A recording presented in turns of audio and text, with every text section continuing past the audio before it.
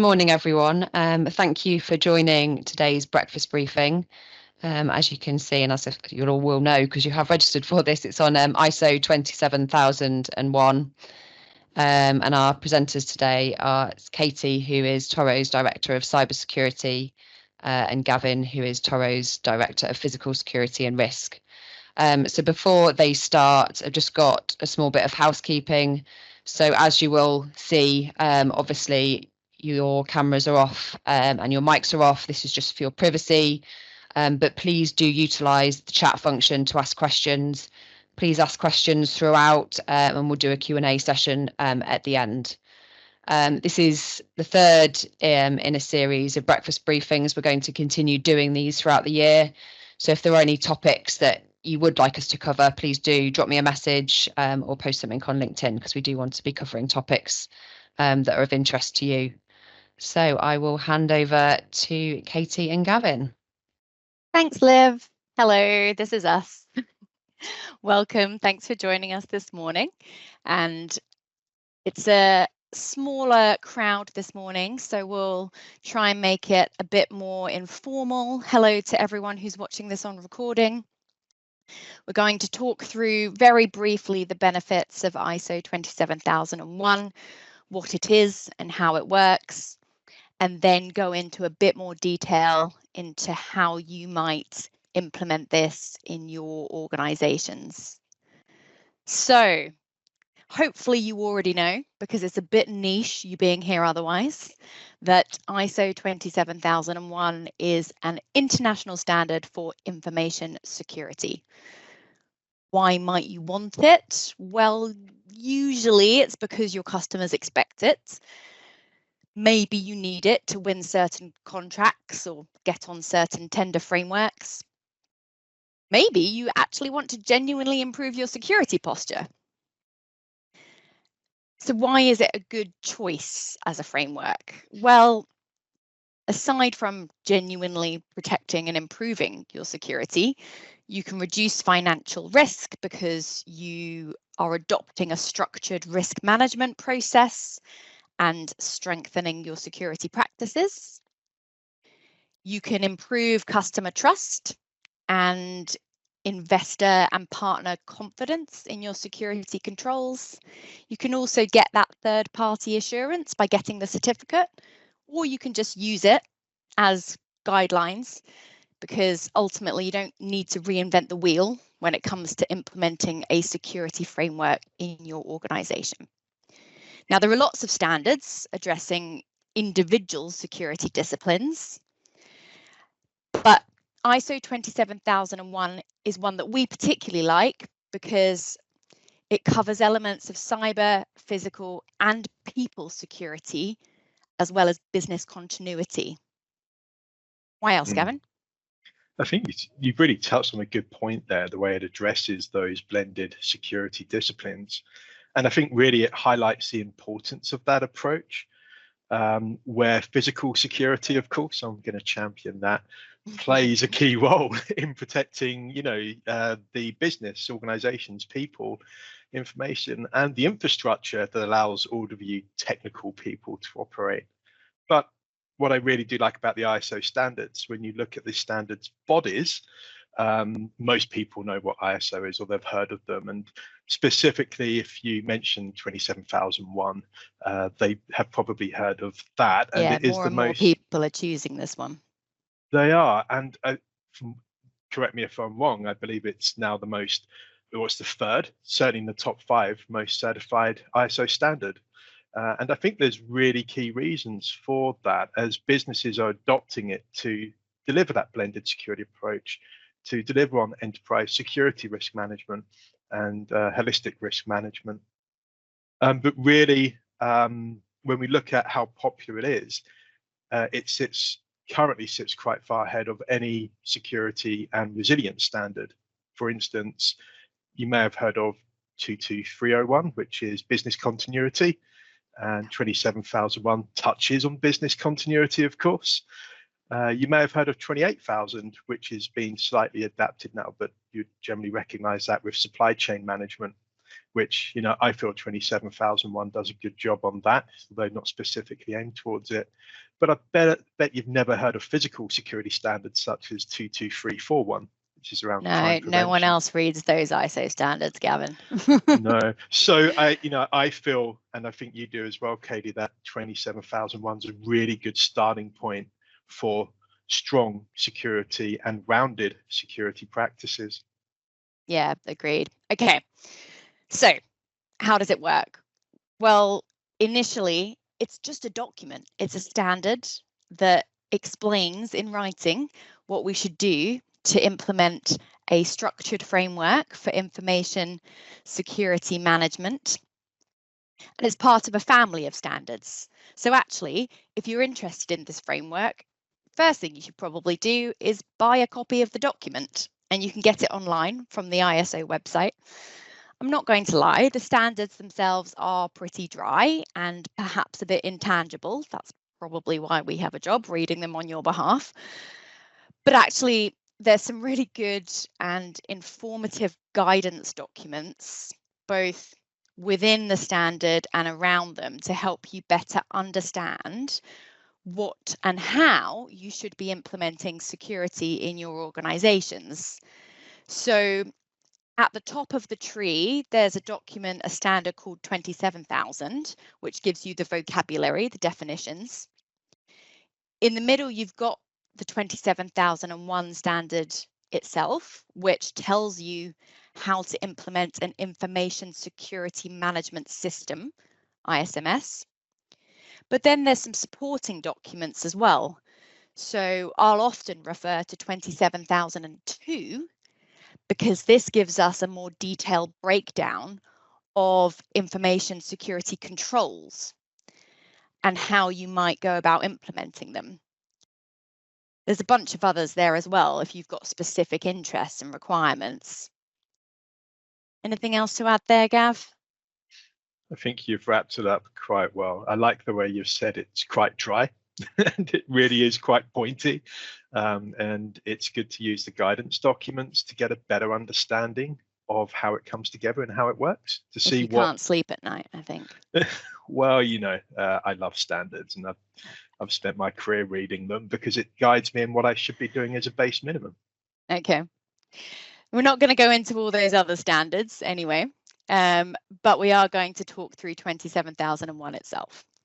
Now, the document, the standard, is broken down really into two parts. You've got the core clauses, which are the standard set of requirements that you need to implement to run an ISMS. And this is your governance and process piece. So you need to consider these things highlighted on the right-hand side. So context, leadership, planning, support, operation, performance, and improvement. And we'll go through some of those in a bit more detail shortly. And then you've got the Annex A controls. And these are the things that people usually think of when they think of ISO 27001, because this is a more prescriptive list of controls that you should be thinking about implementing across these 4 domains. And these were updated in 2022. So organizational, people, physical, and technological controls. What we like about the core standard, and you can see I've just noted it here, is it's harmonized across other disciplines. So if you implement an ISMS, it might also help you in other areas. So people often implement 9001 at the same time, and that's a quality management standard. So if you are trying to join up some of these in your business, if you use ISO, you've got a way to combine multiple disciplines and practices. So we'll start off by digging into the ISMS and the core requirements a little bit more. These are the sections with a breakdown underneath of the different requirements. It is possible to get ISO 27001 by simply purchasing a pack of documentation and presenting that to the auditor, and essentially, here's my certification. It's not the way that we recommend implementing it, because the beauty of ISO 27001 is that it's adaptable to your organization. So you can scale it up and down depending on your size, your complexity, the requirements of your business. And that's kind of the point. It's not a black and white checkbox. It encourages you to think about what your business actually needs, which is why the first section is context. What is our business? What industry are we in? Who are the stakeholders?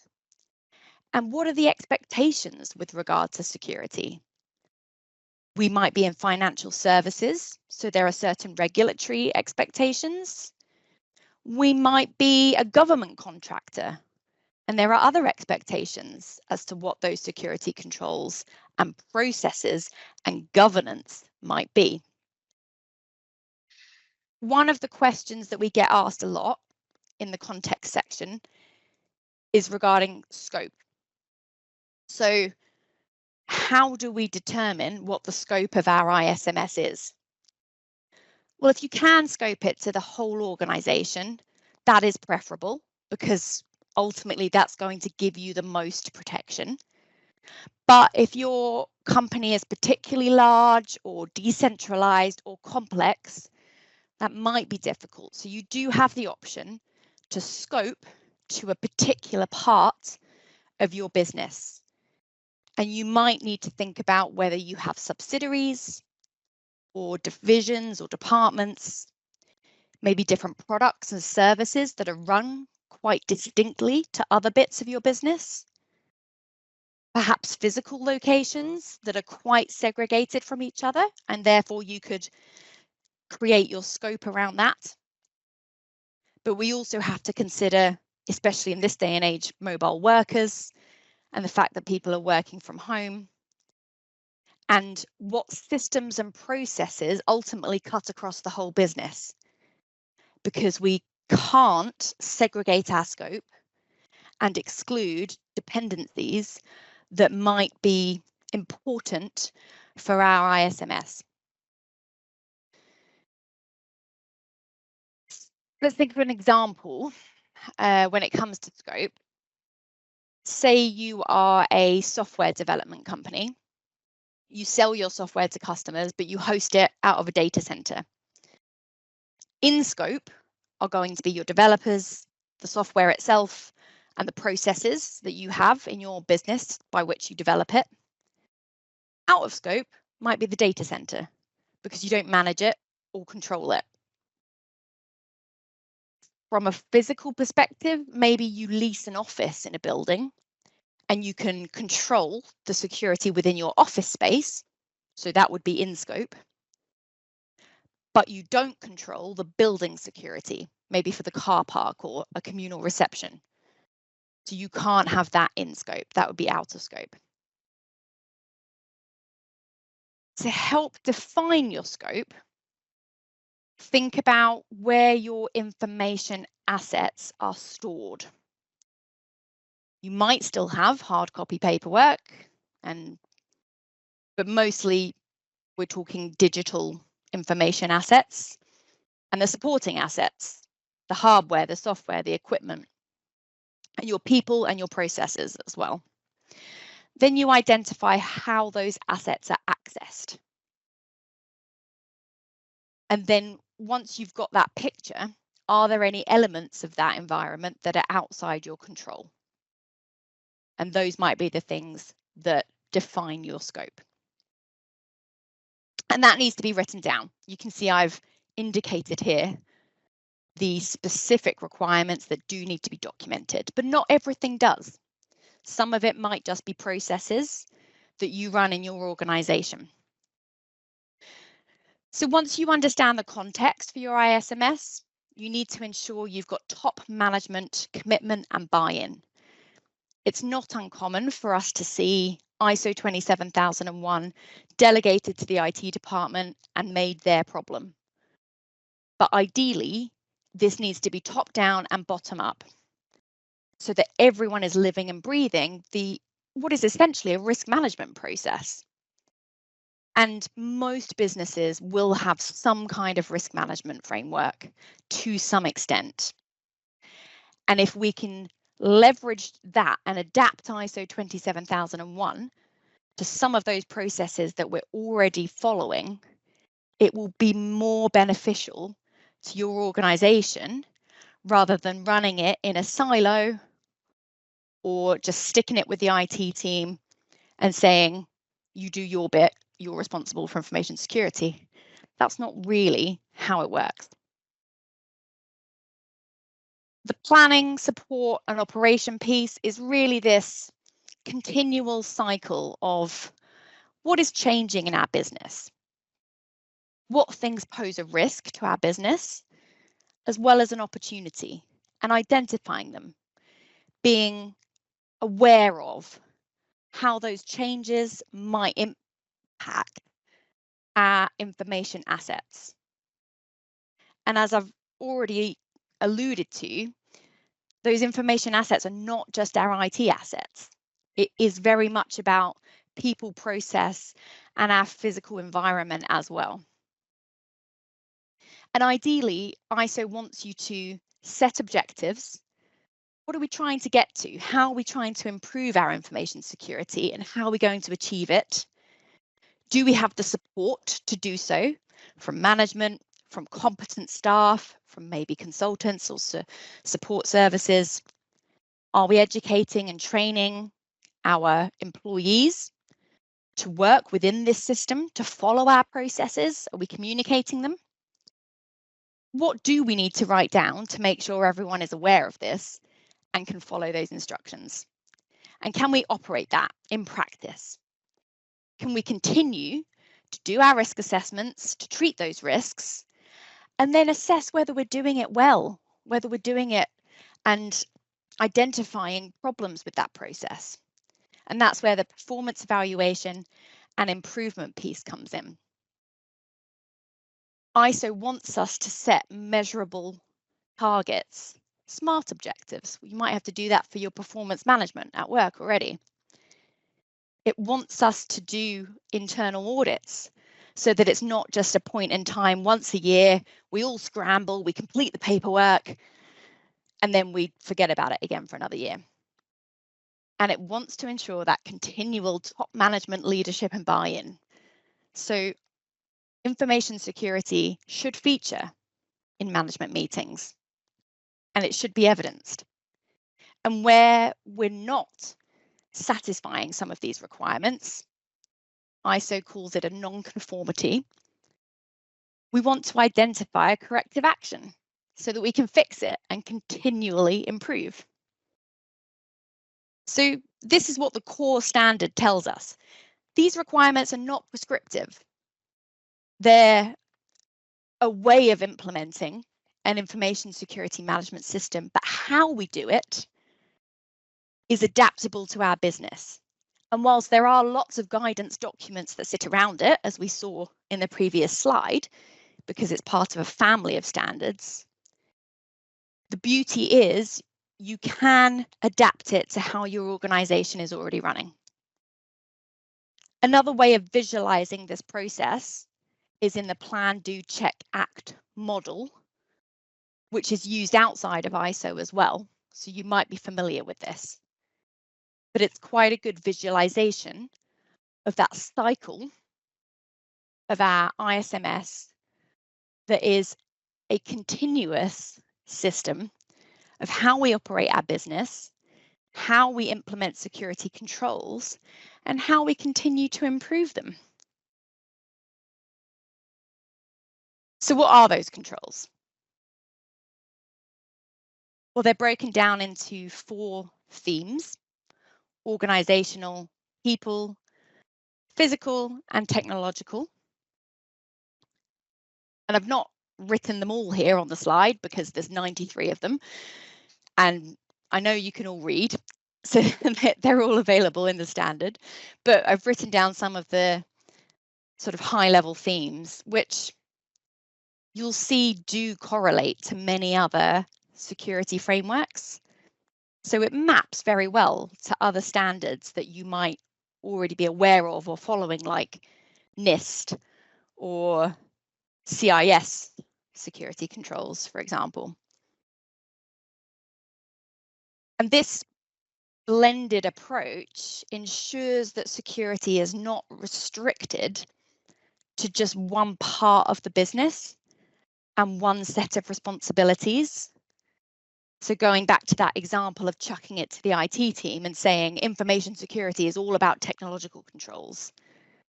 Well, that would be quite a siloed way of thinking. Whereas ISO 27001 allows you to cover off all these domains and have that high level governance and that process and that input from your people teams, your HR processes, and your physical teams as well. Do you want to say anything from a physical perspective, Gavin? Yeah, I mean, from an overall perspective, as this slide clearly demonstrates, the standard itself gives you a good standpoint for delivering a protective security system, quite a rounded one. But in a physical context, it's really around defining your perimeter, where it starts for you, securing your access, your entry access controls. But not just your physical environment. Consider if you work in a multi-tenanted building, if you have shared access or reception or cafe or maybe loading delivery bay, you need to consider those factors as well. So it may be out of your control, but what would actually impact you, what could be brought into your environment. I like the way it extends across looking after equipment. So a lot of people work from home nowadays, or if they travel, they take laptops or smart devices with them. It really touches on how to physically protect those as well. And what's really key for me, and I think really for Toro as well, is security assurance. It's testing our controls. It extends across testing and assuring the controls are doing what they should be doing. So as a standard, it's really quite broad. And obviously, standards are a start point. But if you want to dig deeper, the physical controls give you a good start point.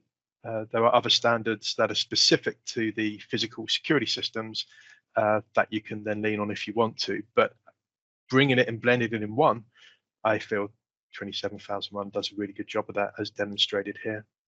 Well, it allows all of your teams to talk the same language, I find, and you might have people in your company that deal with physical security. You've got an HR team, probably. You've got an IT team. You've got maybe a risk management function. And if those aren't joined up, you'll end up with a double up of work because you're using different terminology, you're doubling up on paperwork maybe. But if you can agree on a standard that ticks all boxes for all people, or at least enough boxes for those people, then you'll work together a lot more harmoniously. We talk about enterprise risk management, but rarely do I see organizations actually assessing the risk of all of these factors together. And what Annex A gives you is essentially a controls library. One of the mandatory documents that ISO 27001 dictates is a statement of applicability. Now, there's no prescriptive format for what that looks like. There's lots of templates out there that you can easily get your hands on.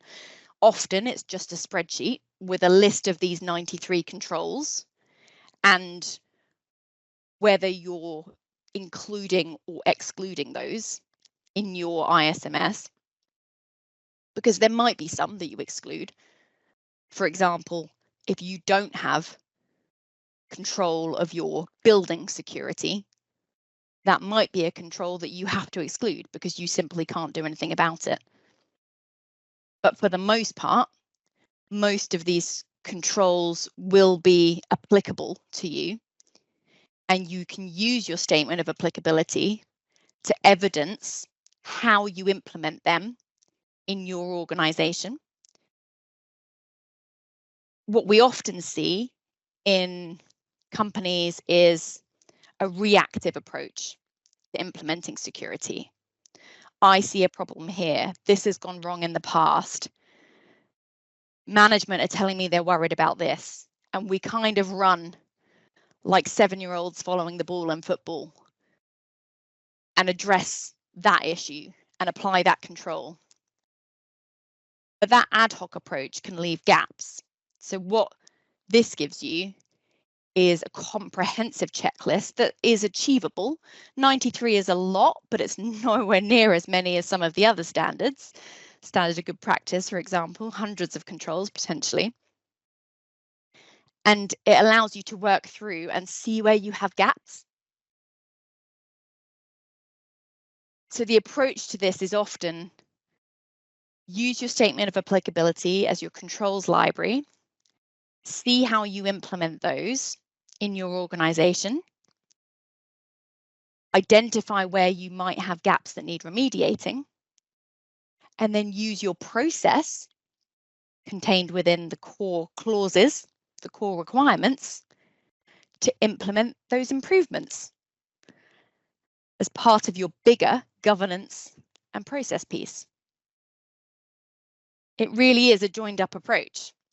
We've highlighted some of the things here that make it a holistic security framework, because we are addressing those governance requirements.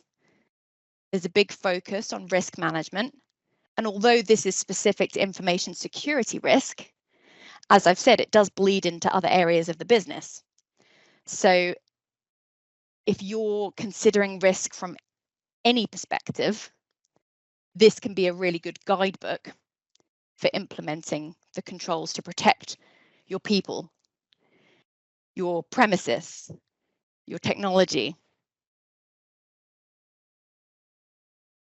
There's a big focus on supply chain management, especially in our threat landscape for this year and beyond.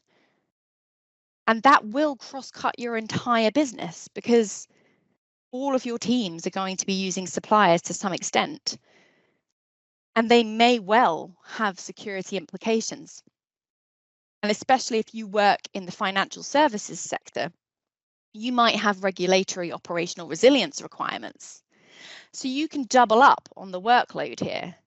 You might have a team that's already identifying your important business services. Well, that's going to really overlap with what your key assets and processes are from an information security perspective, and what the dependencies might be, and how you might protect them by implementing better security controls. We get asked a lot of other questions about ISO 27001. We've flashed up on the screen here some of the myths that hopefully we've started to dispel already. Some of the other questions that we get asked include, how long does it take? Well, ideally, you want to factor in 6 to 12, maybe even 18 months for implementation. And the reason for that is, although you can try and bribe an auditor with a stack of documentation that you've purchased online that ticks all your boxes, you are supposed to show history, evidence, continual improvement over time. This is supposed to be an embedded process. It's not a point in time audit. Once you get that certification, if you are going for it, it will last 3 years, but you need to do a surveillance audit every year. So every 3 years, you have a big in-depth audit. Every year, you have a slightly less in-depth audit to make sure that you're still following the requirements and still demonstrating that continual improvement. Another question we get is, how much involvement do you need from senior management? You do need top management buy-in. A reputable auditor will need to be satisfied that the ISMS is integrated into your wider organisation and not just a siloed initiative being run in isolation. So hopefully you can use some of those benefits that we started with at the beginning to sell it into your superiors. Say, this is why we should be going for it, because it will benefit us across the organisation. Their next question is probably going to be, how much does it cost? Well, it does depend on your size, complexity, how you've scoped it, and which accreditation certification body you've chosen, because some are more expensive than others. It depends how much you like to buy the brand.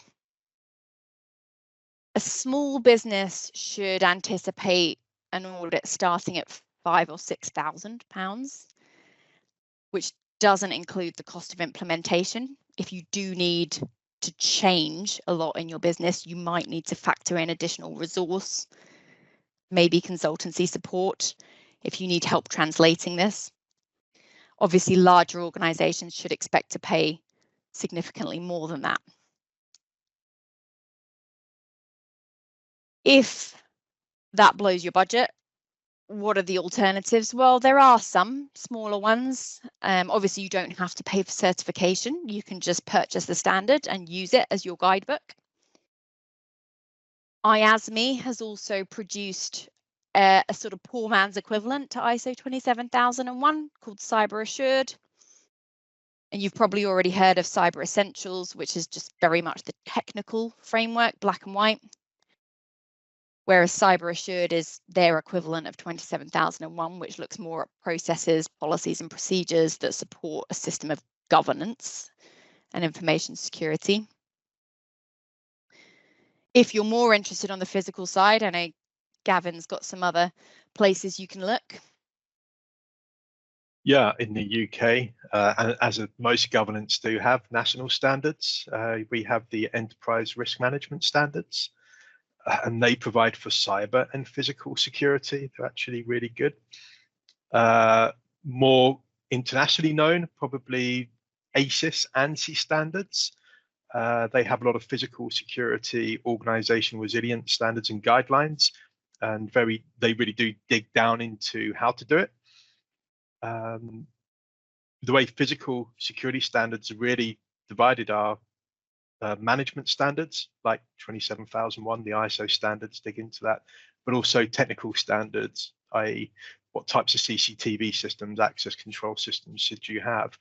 And there is a whole range of these technical standards that are very confusing, but actually they're quite well written. You have the British standards, of course, EN standards, ISO standards, PAS, which is really around barrier systems, so on and so forth. You may recognize them from there. How to deal with, yeah, they are. And then the ones I really enjoy reading, Katie and I, is the loss prevention standards, because that tells me the attack time of different barrier systems and all kinds of stuff like that. The types of locks I should put in a door. Okay. I think also there's a lot of guidance out there, that not just standards, isn't there? So, you know, we have the NCSC that we use for crime. Is it the National Crime Security, whatever? The NPSA. National Cyber Security Centre. Is that the one? That's the one. Who we have and then you've got the design. NCA, who's the National Crime Agency. Yeah, so there's a lot of information out there, but really the reason why I think we both like ISO 27001 so much, it's a really good start point. You know, it cements a rounded blended approach, and you don't have to look into all these other areas to find out what you need to do. And we just need to go back on standards of good practice. You know, what is best practice? It's what works for you. And as Kate has suggested many times, it's around adapting it and making it relevant to your organization. That's exactly what I was going to emphasize. Yeah, I think the key to this is, yes, there is Annex A with the controls, which are a bit more prescriptive, but ultimately implementing an information security management system is very adaptable to your organisation. So ISO is a good framework to look at those best practice requirements and then look at your business and try and apply it, because the way that you're going to get the most out of it is by translating it to your specific business and then demonstrating to the auditor that's what you've done. We've taken best practice, we understand what the risks are to our business, and we've implemented the recommended processes, governance structures, and controls that protect us and the things that we're doing, whatever they are. And I think that's one of the things that we get asked the most, or that our clients struggle with the most, is translating it. Because it's not prescriptive, people struggle to understand the ISO standard and how they might implement that in their business. But you've really got to look at it, what's it trying to achieve, and how can we make this work for us so that you can get the most benefit out of it. And obviously, if you need, we can help with that. Yeah, and ultimately, the purpose of doing this is to make us more resilient to risk, right? It protects you and your business, your people. It helps to establish good security culture. We haven't had any questions in the chat. No. I'm hoping that's because we were so comprehensive.